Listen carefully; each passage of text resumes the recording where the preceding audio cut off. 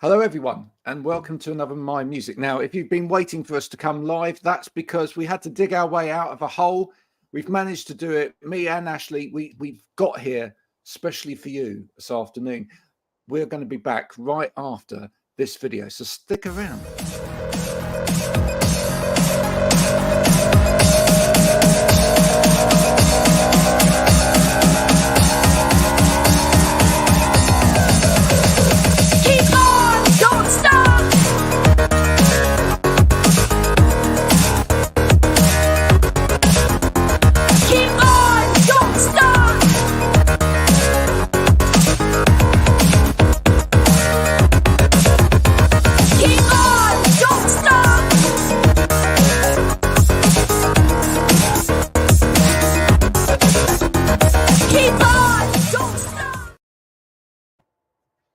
Ashley, thank you for joining me all the way from, where are you coming from today? Lancaster, Massachusetts right now.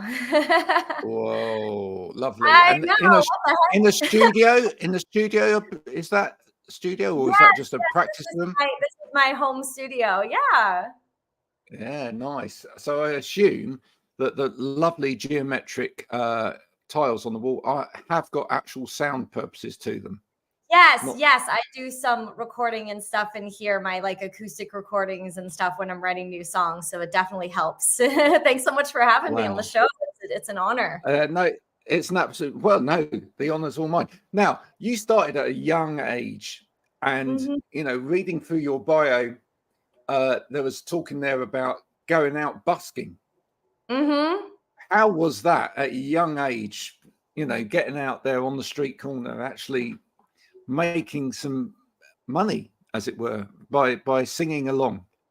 Yeah, it was great. A friend of mine who was like kind of my mentor at the time, who was an amazing artist and performer, used to play in the subways and street perform. And when I started working with him, I was like 11 or 12, and I was like, I want to do that. You know, I want to street perform. I want to, you know, and he was such a gifted musician. And I was like, you really hone your craft doing that when you play for hours and hours for people passing by, and, you know, you really, get to know yourself as an artist. And so I started doing that, and it changed things a lot, because I was a very shy person. I was like painfully shy, right? Which, I mean, I'm sure there's a lot of other artists that can go along with that a little bit, but you know, it was really amazing. It was such a cool experience, and I did it for many, many years.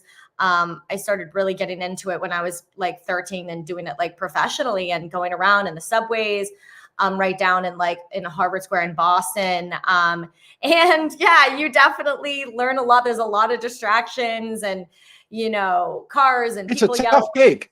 And yeah, it is. And yeah, me and my ADHD self was like, oh my God, like what have I gotten myself into? Because it's like all these things, you know, people are trying to talk to you while you're playing, you're thinking about the, yeah. So it actually helped me, I think, try to like just get in the zone and think about the music and think about the performance and really just try to block everything else out, which is hard to do, you know?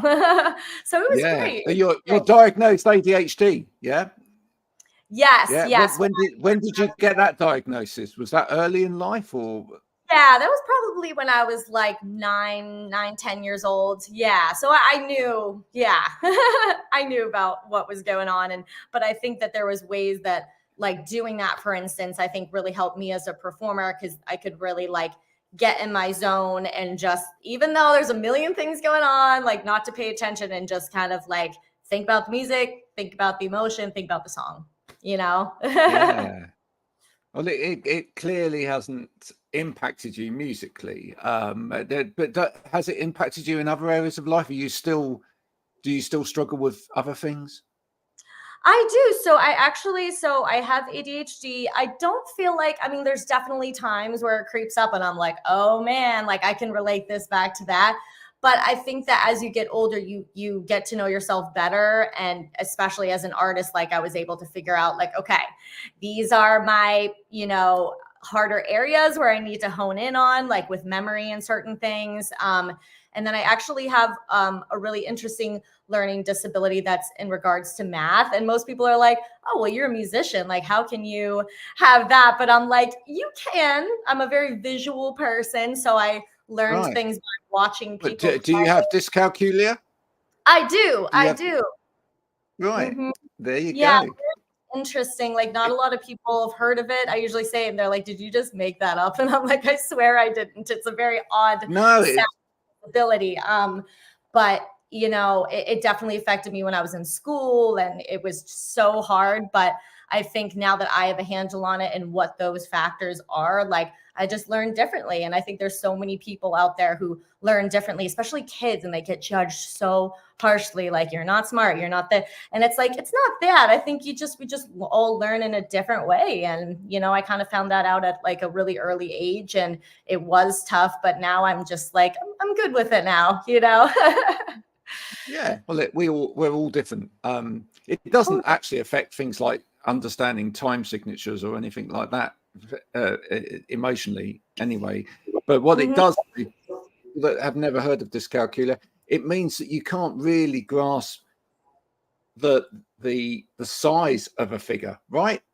Right. That's kind of the general basis of it, yeah. So I've met people in the past, and they have no idea whether that's 1,000 or 100.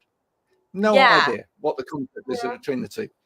Yeah, Exactly. so it's Sometimes when it's written down like on paper, I try to explain it to people sometimes. I don't know if it's a good explanation, but almost like dyslexic, but with numbers, because sometimes you will flip numbers too, and people are like, that's not what the numbers say. And you're like, oh boy. Yeah. So you gotta be extra yeah, diligent about it in different ways. Yeah. It's interesting. yeah, yeah. You just worry about it when like the number of streams comes through for your latest song, and you think that it's 10, and it's actually 10,000. You know? Yes, I was like, let me go back and check that. Yeah, no, it's fine. It's as long as when you sign record contracts, you know that the figures are right. That's the important thing. You Oh, just need to yes, get someone to check it for you. exactly. Have some people That, do some checking over. Exactly. exactly. There you go.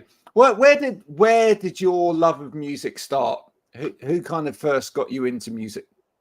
Yeah, well, from a very young age, like both of my parents like always had music playing in the house. My mom played piano, and I grew up like listening to a lot of the music my dad listened to, because he always had music playing. Like, I loved like folk music. He really listened to like James Taylor and Alison Krauss and Jewel, and oh my God, there's so many just amazing, brilliant artists that I grew up like listening to. And so I kind of love just the singer-songwriter, like folk kind of music. My grandfather on my dad's side played country music, kind of bluegrass, Americana, Johnny Cash kind of style, and he wrote all of his own music about his life, and played harmonica, and had this beautiful hummingbird Gibson guitar, where I just fell in love with it.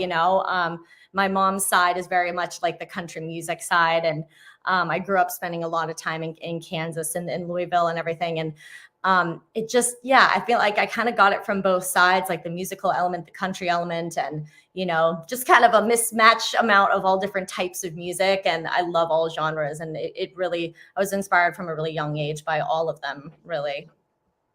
But you're from Boston, yeah, or from Boston area. I mean, I live here you know, now. Yes. okay, right. Because when you talk about Boston, people don't necessarily associate Boston with country music. You'd Right. expect more hip hop or even rock or anything, any of those genres, as opposed to country music. Is there a vibrant country scene developing in Boston? There is. I think there, especially nowadays, there definitely is. I like to say that I have this like funny shirt that I wear sometimes, like, I was country when country wasn't cool.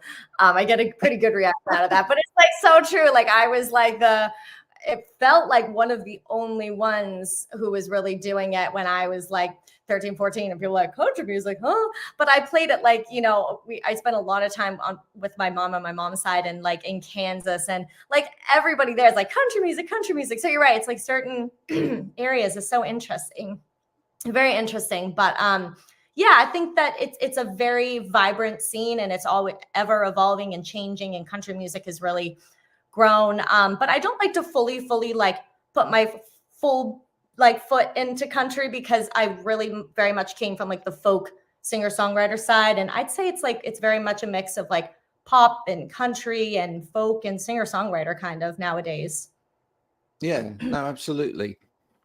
There was a news report last year in the UK that that country sort of, and alt country as well, were the fastest growing genres within the UK. Would you believe? And we're seeing more and more sort of country nights in the UK. That's very cool.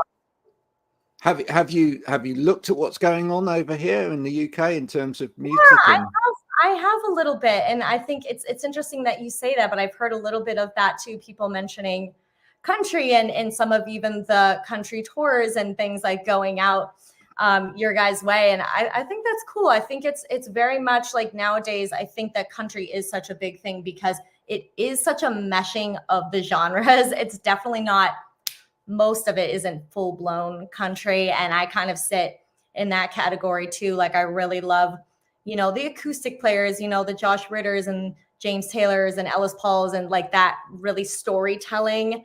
But I think country does a good amount of that too in a very emotional way. So I don't know. I love all genres and I respect all types of music, but I think it's very cool that it's growing because I think it's such a melting pot now. But I think that's kind of a beautiful thing too.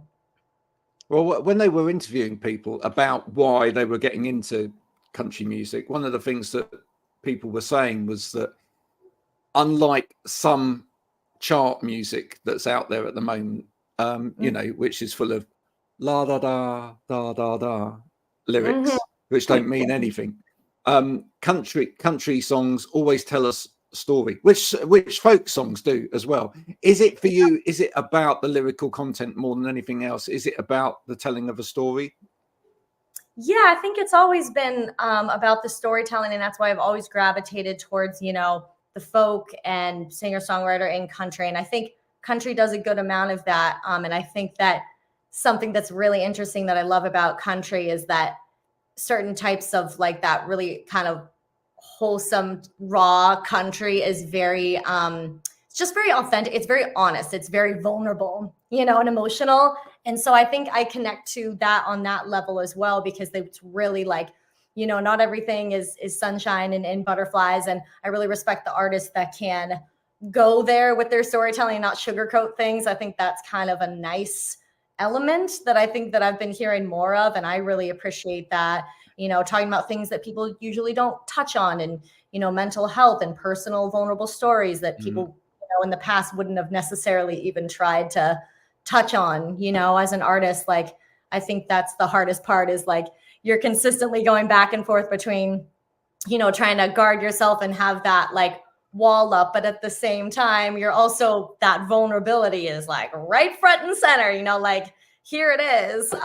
So I think that I definitely have that respect for other artists when they do that and they put their heart and their soul into it and they perform with just that. You just hear it in their voice. You see it in their face when they perform and their body. And I don't know. I think that's what I've always loved about it specifically, Your best ever singer for you in terms of getting their heart and soul across to an audience?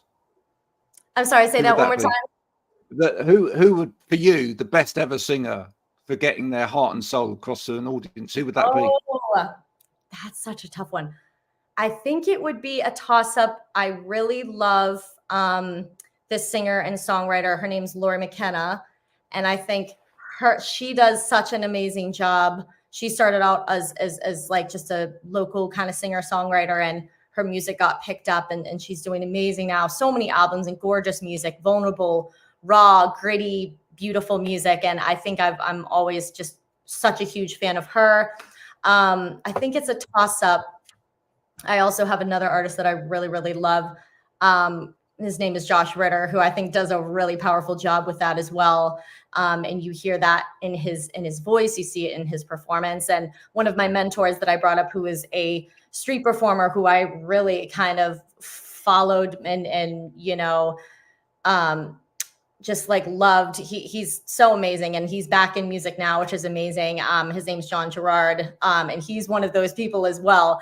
That's just everything. They just lay everything out on the table, like, you know what I mean? There's no fakeness at all. Like, here it is. Like, and I really respect that, because it's hard to do. Any artist that gets up there and bears their soul, I'm like, Yeah. I think that's an amazing feat, In a minute, I'm going to talk to you a bit more about your process, etc. But first, before we do that, if we were to dive into your record collection, I don't know, maybe it's not a record collection. Maybe you just peruse the digital ether when it comes to music. But if we were to dive into your record collection, what surprise artist would we find in there? Surprise artist. Ooh, that's a good question. That's a really good thought.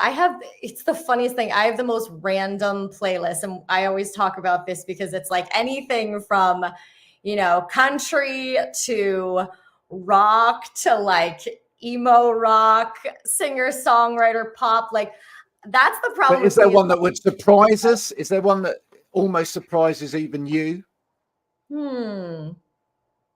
I'll have to think on that one. I mean, I don't know. I'm such a like random person in terms of the things that I like that I don't even know if it would be a surprise because my playlists are so eclectic.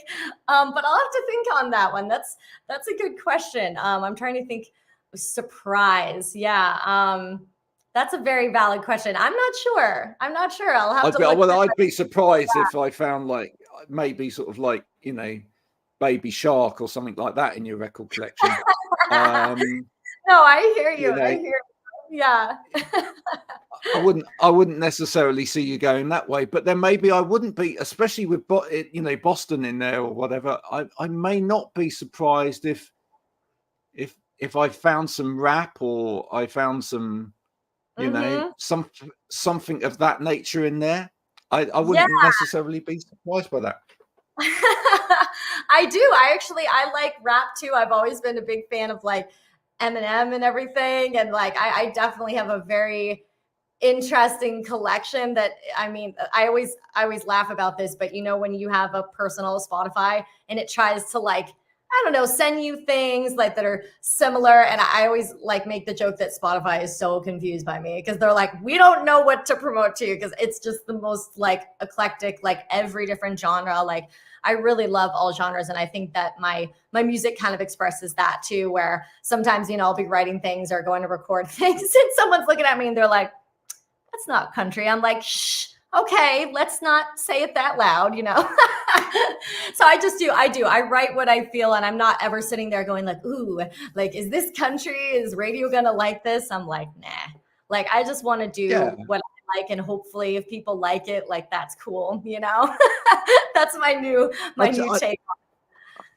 Well, I'd say in general, your music sort of crosses between sort of country, alt country, folk, pop, etc. I mean, would there be anywhere that you wouldn't take Ashley Jordan music, or would you just be open for it to go anywhere at all, genre wise? Yeah, I'm trying to think. I mean, I'm definitely never gonna be like full blown rapping up there. I mean, I've done some kind of different things like that, but never say never. Right. Yeah, exactly. I mean, who knows, right? I really love that style of music too. Yeah, I don't know. I mean, maybe like I wouldn't be doing like polka music, and there's nothing against that, they drive a hard beat and it's really, really fast, so maybe not that. But yeah, I really love just kind of being multi-genre. Sometimes in the past, like it used to be different. It would get me in trouble because people are like, oh, this is not this. And, I'm so glad that it is changing and evolving and people are less worried about like, let's put everyone in a box, because at the end of the day, you look at even the really, really big artists right now and you compare their albums and you're like, this is this genre. This album is this genre. So, I mean, I think that's kind of a blessing, that people are just writing what means something to them and putting it out into the world, We had a massive hit in the UK last year with Anne Marie, who's obviously, quintessentially a pop artist, brought over Shania Twain on one of her tracks, and it had that kind of country feel to it. Which pulled it together. Would there be a pop artist that you would look at, very much a pop artist that you would look at and go, oh yeah, actually, I would do a track with them? Is there anyone on the pop scene that you would go, oh yeah? Totally. I definitely like some pop people. I'm a huge Louis Capaldi fan. I mean, Adele. Gosh, like there's so many pop people that are. That's a dream duet then, Louis Capaldi. Oh, heck yeah. Oh, top, like, yes, top of the list. Like, and again, speaking of someone who literally sings from his soul, like you hear it in his voice. Like, it's just like, that's an Adele, actually very similar. Like they've got that really passionate, you know, the ballads that build into the big epic choruses. Like that's like, you know, if I could kind of be like the semi-ish country version of that, I'd be happy with that. Lewis is a very funny bloke. I know. He seems like he's got like the best sense of humor. Like, yeah, is a good sense of humor important to you in life? Oh, absolutely. Well, I'm super just like quirky. I think I have like kind of a strange sense of humor too, and so I think that I definitely like vibe with people who are like that too. It's funny that you say that about Lewis, because I had seen like I think it was like a prank video that he did recently where he was on the airlines. Did you see that video? And he's just walking around like handing out the waters, and people are like, and he's just like, oh, hey, what's up? Yeah, hey. And he just is like singing to them, no instrument, just a cappella, like singing his songs. And I'm like, that's the kid. Like, that's the guy right there. Like, he's so great. Like, I think he's amazing. Just having to keep it real. And in terms of keeping it real, you've had an amazing career already. I mean, you've Grammy nominations, etc. How have you kept your feet on the ground? I think that I've always really had my feet on the ground. My family is a big part of that. And they've always, you know, supported me when I was younger, and, you know, kind of saying to them when I was like 12, 13 years old, like legit, I like knew from the time I was that age that I was like, this is what I want to do. I'm very lucky in that department because there are so many artists that don't have support, that don't have backing. People are like, get a real job. Like, I can't tell you how many times I've heard really offensive stuff like that from other artist friends of mine, or just people who will say that. And I'm like, I feel so grateful that my family's just like stands behind me in it, and, you know, keeps me very grounded and humble. And I like to think that I'm a product of them. And I'm just really inspired by them, especially my mom and my dad. You know, they just love music and they love the songwriting, and they're my biggest fans. So I think I'd say that's a big part of it. Now, talking about your music, and you say, you know, you're quite a way in terms of albums, etc. Mm-hmm. How much do you ever look back at your existing catalog and think, I need to move forward from there? And how do you think about the next phase?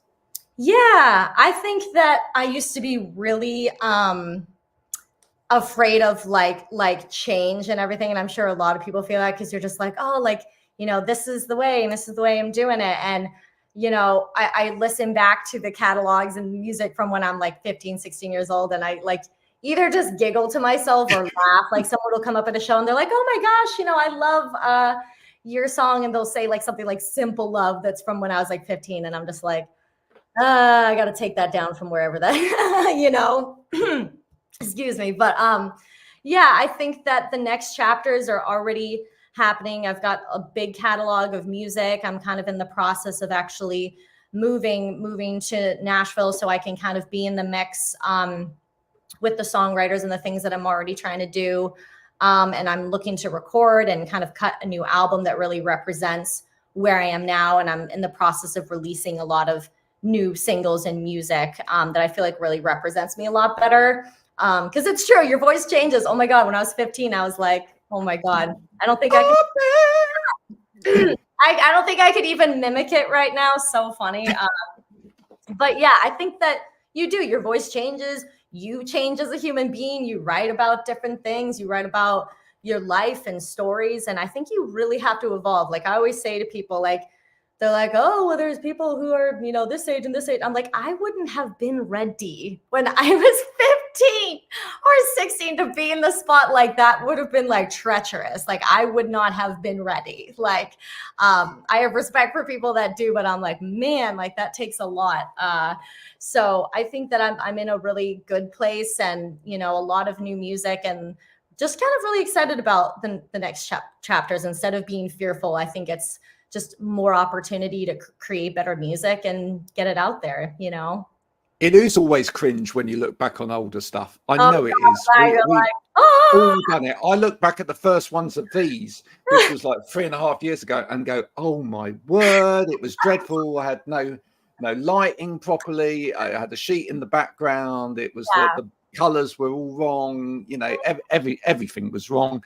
But it's where you start from, and all of it's a journey, right? It's all a journey, right? And you have to just appreciate the journey, and you have to learn as you go along, and that's cool. I mean, I think the biggest mistake most people make, and I don't know whether you'd say that to any young person listening to this that's thinking about going into music, the biggest mistake is just not starting. Would you say? Yes. Oh my God. I have this conversation all the time that I feel like a lot of people do this nowadays too, where, and maybe it's a social media thing, and maybe you can speak to that people are afraid to take a step and not necessarily land where they are thinking they're going to land. And so they are afraid of people's perception. They're afraid of not looking successful enough. They're afraid of judgment. They're afraid, you know what I mean? And there's and I'm like, oh God, that's horrible. Like, I think the thing as an artist is you just have to develop this thick skin and just almost like this element of just zero shame, like no shame. Nobody else can make you feel that shame. You know what I mean? And I think that's a big thing, is that people are just afraid of looking a certain way, or like not sounding good, or not looking good while they're going after their dream. And I'm like, it's gonna be messy regardless. Like you just have to do it and love yourself enough to just like not let the outside factors come in, because I know a lot of people that stopped doing music and quit literally just because of other people's judgment. And I'm like, that's so horrible. Like, what a horrible thing. And I promised myself that I would never let that happen, because there are people that will, you know, even kind of covertly try to make you feel a certain way, like you're not good enough, it's never going to be good enough. And I'm like, your judgment is never going to be as bad as my own personal judgment. So like, it's good, you know? Oh yeah, absolutely. You know? I mean, we all get it. We all get it. I mean, you know, as I say, even when like I read comments on YouTube videos and stuff like that, and it's like, this interviewer has got the personality of a brown paper bag, or whatever. And I always just respond with the same thing, which is, I love you very much, and I'm learning. Exactly. Yeah. We are. And I think everyone just thinks at a certain point, like, you have it all figured out. And I'm like, good luck with that. I mean, no, you know, ultimately you've got to be your own worst critic in a way. You've got to feel the desire to get better. You've got to push yourself forward. Anything that anybody else says, you can kind of see it, you can kind of absorb it slightly so that it comes through you, but you just can't take that personally. It's not a personal thing. It's just something you have to push yourself forward. And exactly. and anything else is just off. How are you going to push yourself forward in 2024 with this music? You're getting together a dream team in Nashville. Is that the solution? Yeah, that's kind of the plan. And you know, so it's so hard because like my whole like family, like everyone is here. So it's a big thing. Because, you know, I've never really like fully left the nest. I mean, I've traveled a lot and toured, but not like actually taking that step to fully move out of state. So it is a big move, but I think it's the right thing. And they always say, I think there's like this saying where they say like, you know, if you're not in a place where you're like kind of being appreciated for who you are and what you are, find somewhere else, like find your tribe, because I think that is a big part of it too. And if there's a certain area where more of the things that I'm interested in doing, the songwriting and the recording and, you know, that's kind of where I should be. And I think if anyone else is doing that and ever has that fear of like misstep, just like, I think if people could think of it as, it's temporary. Like, it doesn't have to be permanent. I think I was having this, talk with my friend who is like, you don't always have to like think in your mind, like, okay, this next step, this is, going to change it. Like, just think of it as like a temporary. And if that's good, then you take the next step. And if that feels good, then you take the next step. And I think that just trusting your gut is a huge part of it as well. And I think when I'm there, I think it's just going to be more performances, hopefully touring, recording and pushing a lot of my new music that I've been writing over the last couple months. And there's a lot of it. So I'm just kind of excited to kind of share that side. Well, we look forward to hearing all of that. Now, before you go, I'm going to leave you with a little bit of advice, which is whilst you're in Nashville, I want you to, I'm going to move this to bring you to the board. I want you to meet up with, if you can, I'm going to introduce you afterwards, by the way, to the wonderful, I don't know whether you can see that, Lucy May. Oh, how cool. Because Lucy's been on, and Lucy is from the UK, but Lucy has a songwriting team in Nashville herself. So I think that would be lovely. And then maybe you can make friends with Lucy. And Lucy can invite you back to the UK, and that would be nice. And then we'd see a bit of you in the UK as well. I would love that. I love her name. That's so cool. That's great. I'm all about collaboration and connections and making really great friends. Like, that's awesome. I really appreciate that, Graham. Thank you. No, it's an absolute pleasure. Listen, just before you go, for anybody that hasn't found your music yet, you have a website. So just let everybody know where that is so that they can connect in there. Off the website, you can buy stuff. There's even merch. Exactly. Yep. So it's ashleyjordanmusic.com, JORDAN. And people can find my Instagram and other socials, Facebook, TikTok, etc., off of there. And my brand new single, I Want to Be That Girl, is also out now and available on all the streaming platforms. So people can find that off my website as well. There you go. What sort of girl do you actually want to be? Exactly. You just got to keep that question in the air so that, it's still intriguing later on. Yeah, we're not going to answer that question. We're just going to leave people in suspense with that. Yes. So they can think about it for themselves. Yes. And decide for themselves. Ashley, you've been a wonderful guest. Thank you so much for coming on My Music today. You're so awesome. I really appreciate being here. Thank you so much. No, it's a pleasure. Everybody, this is the wonderful Ashley Jordan. Please do go and check out her music and spend some money on her store as well. That would be fantastic, because that's the way that artists actually survive. Believe it or not, music doesn't come out of the speaker in the corner of the room just by magic. It has to be made and paid for. So please do that. If you've enjoyed this, please go and share with your friends, your family, your dogs, cats, whoever might actually find it interesting. And we'll see you again soon for another My Music. Until next time, from Ashley and me, bye.